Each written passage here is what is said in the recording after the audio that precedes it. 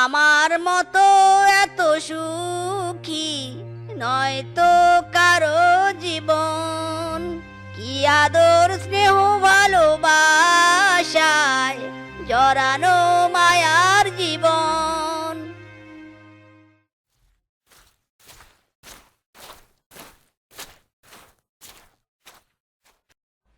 এই নাও, রান্না শেষ করে এই কাপড়গুলো ধুয়ে দিবে।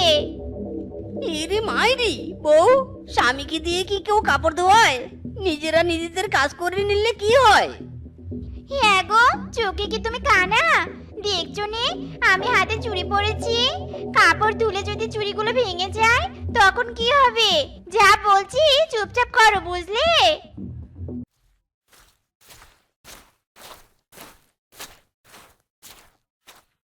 শুধু কাপড় ধুতে পুকুরে গেলে হবে? ঘরে যে খাবার জল নেই, এই জল কে আনবে শুনি? বউ, কাপড় ধুতেই তো অনেক সময় চলে যাবে, জল আনবো আবার কখন?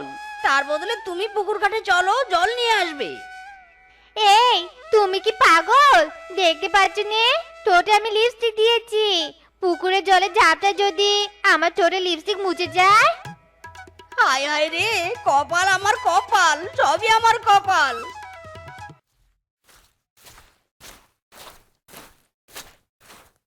ভাগ্যিস ওই রূপা সেবাকে বিয়ে করিনি, নয়তো এভাবে আমাকেও পুকুর পাড়ে এসে কাপড় কাচতে হতো।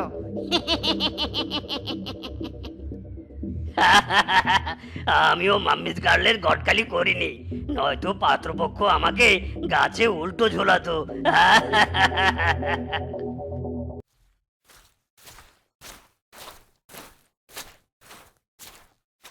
কি বৎস, তোর কি হয়েছে?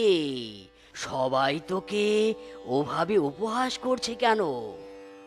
কি আর বলবো সাধু বাবা, জীবনে বোকা হয়ে ধোকা খেয়ে দুটো বিয়ে করেছি।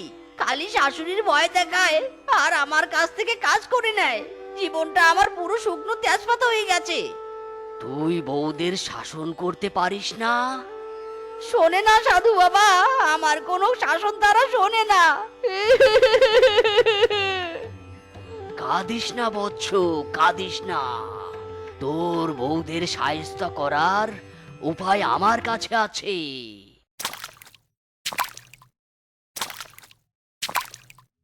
এই নে, এই বাঁশ নিয়ে বাড়িতে যা।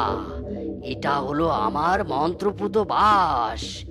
এই বাঁশ তোর কথা শুনবে, তুই যা বলবি তাই করবে।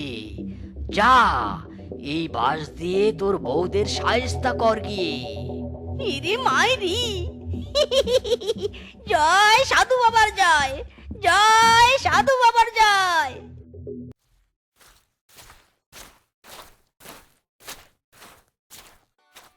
কি গো, তোমাকে যে কাপড় দিলুম, কোথায় তুই এনেছো সব? কোথায় জল এনেছো? দাও দাও, জল খাবো আমি। পুকুর ঘাটে জলের কলসি কাপড় সব রাখা আছে, যার যার কাজ শেষে গিয়ে করে নাও। কি এত বড় কথা? দাঁড়াও, মাকে সব বলে দিচ্ছি। বিয়ের প্রথমে বলেছিল নে, মেরে তোমাকে আকাশে চন্দ্র সূর্য দেখাবে। দাঁড়াও, বলতে দাও শুধু। তোদের পেয়ারি মাকে সব বলে দিবি তাই না রে? দাঁড়া, এই বাস, এই দুটো কি এমন মার মারবি যে মুখ দিয়ে অভিযোগ নয় কান্না বের হয়। ওরে বাবা রে, ওরে বাড়ি, ওরে বাবা।